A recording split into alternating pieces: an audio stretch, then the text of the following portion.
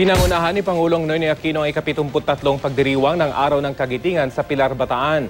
Ang mga kababayan nating veterano sa digmaan, bigo naman daw marinig sa talumpati ng Pangulo ang inaantabayan nilang pensyon at karagdagang benepisyo. Mula sa Bataan, may ulat on the spot si Teresa Andrada. Tere?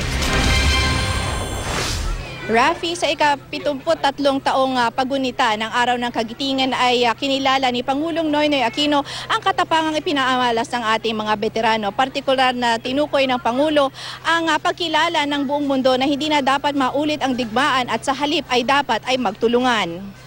Pinangunahan ni Pangulong Aquino ang ika-73 taong pagunita sa Araw ng Kagitingan dito sa Mount Samat Shrine sa Pilar, Bataan. Alas 9 ng umaga dumating ang Pangulo kanina. Ang Araw ng Kagitingan ay ginugunita bilang pagpugay sa kabayanihan ng mga Pilipino at Amerikanong veterano ng ikalawang digmaan. Pagdating ng Pangulo sa dambaan ng Kagitingan, siya ay nag-aalay ng bulaklak kasama ni Japanese Ambassador Kazuhiro Ishikawa at U.S. Ambassador Philip Goldberg. Sa ngalan ng bansang Japan, humingi ng paumanhin si Japanese Ambassador Ishikawa sa mga veteranong Pilipino at Amerikano na nasawi sa ikalawang digmaan. Paniniyak niya, hindi na mauulit muli ang nangyari at patunay raw dyan ang pagsulong ng Japan na maging kaalyado ng Amerika at kasangga ng Pilipinas sa pagpapanatili ng kapayapaan sa rehiyon at sa iba't ibang proyekto para sa Pilipinas. Sa kanya namang talumpati, kinilala ni Goldberg ang kabayanihan ng SA-44 na nasawi sa Mama Sapano. Tulad daw ng mga veteranong Pilipino at Amerikano na nakipaglaban noon, ginawa nila ito sa makabagong panahon na ang pangunahing kalaban na ay ang mga terorista.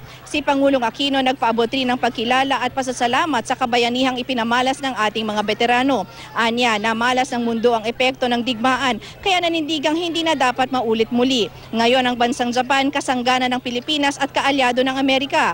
Sabi ng Pangulo, ang mga aral mula sa nakalipas na mga panahon ang siyang nagtutulak sa kanya para isulong ang Bangsamoro Basic Law. Ayon sa Pangulo, 2 henerasyon na ang nakaranas ng gulo sa Mindanao at hindi niya papayagang maulit muli ito. Kaya naman mahalaga daw na maisulong ang BBL tungo sa kapayapaan sa Mindanao. Narito ang naging pahayag ng Pangulo kanina.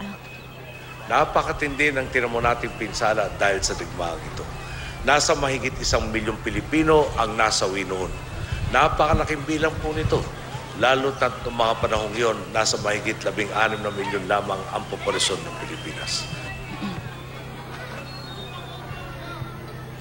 Samantala, bigo naman ng mga veterano na madinig ang inaasam-asam nilang good news mula sa Pangulo. Isa kasi sa mga inaabangan ang kanyang anunsyo para sa pensyon at karagdagang benepisyo para sa mga veterano. Mula 2010 hanggang ngayon, nakabinbin pa kasi sa Kongreso ang panukala para itaas mula 5,000 piso ang pensyon paakyat ng 6,000 hanggang maging 10,000 piso ito. Nasa 12,297 veterans sa ikalawang digmaan ang nabubuhay pa at ang pinakamatandang veterano ay nasa edad 107.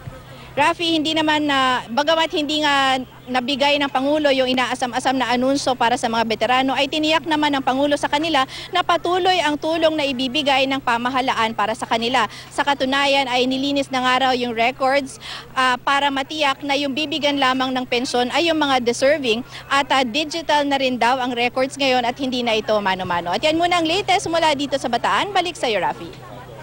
Maraming salamat, Teresa Andrada.